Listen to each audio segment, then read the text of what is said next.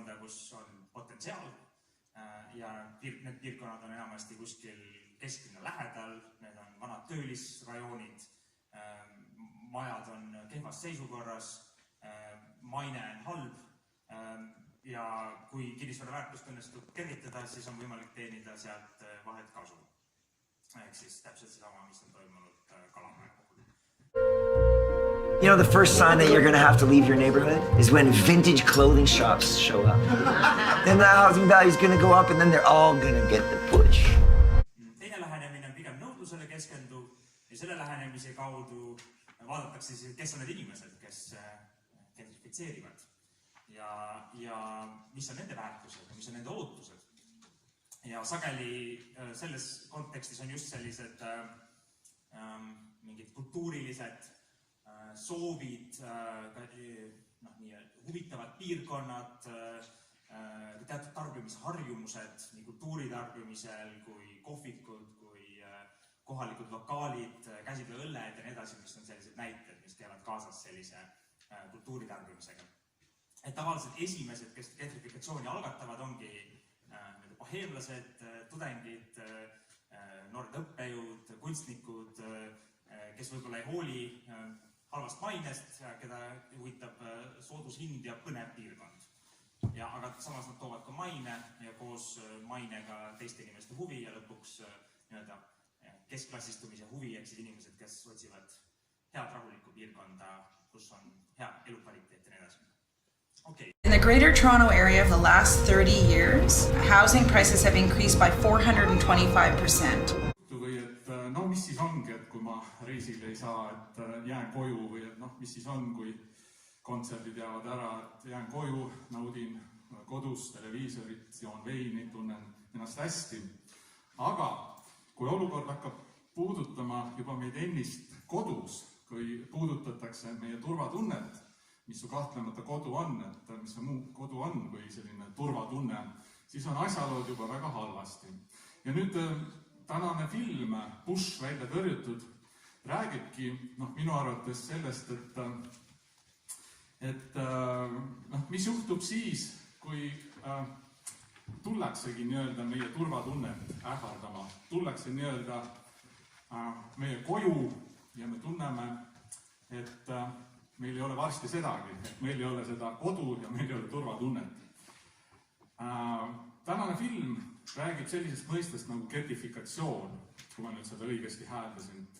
Et see mõiste pole Eestis just kõige levinum, aga Euroopas ja Ameerikas ollakse sellega väga kursis, mis on gentrifikatsioon. Ma kutsusin täna siia filmist rääkima ja gentrifikatsioonist rääkima Tauri Tuvikese, kes on siis linnaplaneerija, linnageograaf, on nii?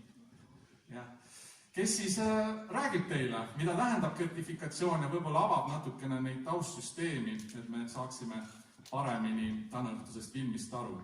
Nii et palun, Tauri, ja ma olen siin tavaliselt, tule siia ette, ma olen siin nüüd tavaliselt alustanud sellise provokatiivse küsimusega, et võib-olla alustan siis täna ka, et ütle nüüd neile, kes võib-olla siin plaanivad sellel aastal või järgmisel aastal soetada endale eluase, korter või maja, et kas seda tasub üldse teha?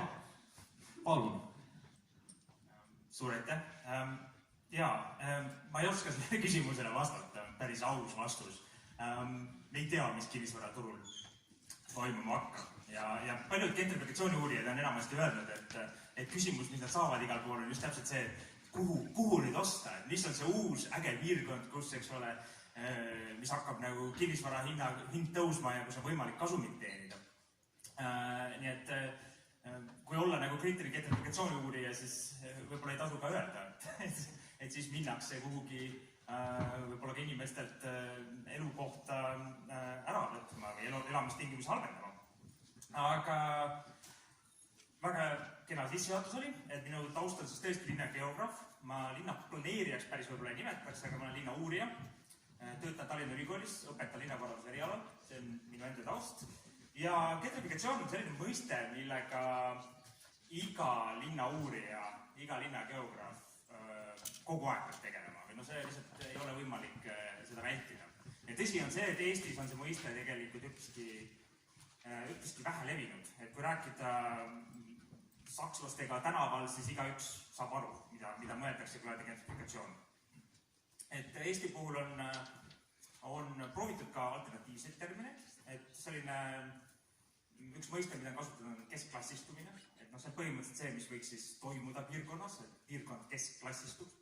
Minust väga tore termin oli kalamajafikatsioon, mis toob selle mõiste võib-olla kõige rohkem vähemalt tallinlaste argiteadvusesse, ehk siis piirkonna muutus, nagu see toimunud Kalamajas viimase, ütleme, 15 aasta jooksul.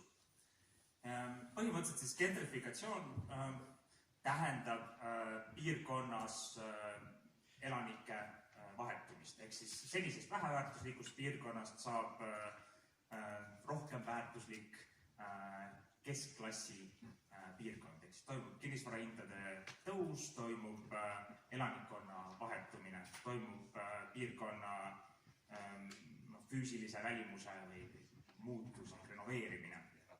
Ja ütleme, see mõiste ingliskeelses teaduskirjanduses on see kuskil 50-ndates, Ruth Glass on see klassikaline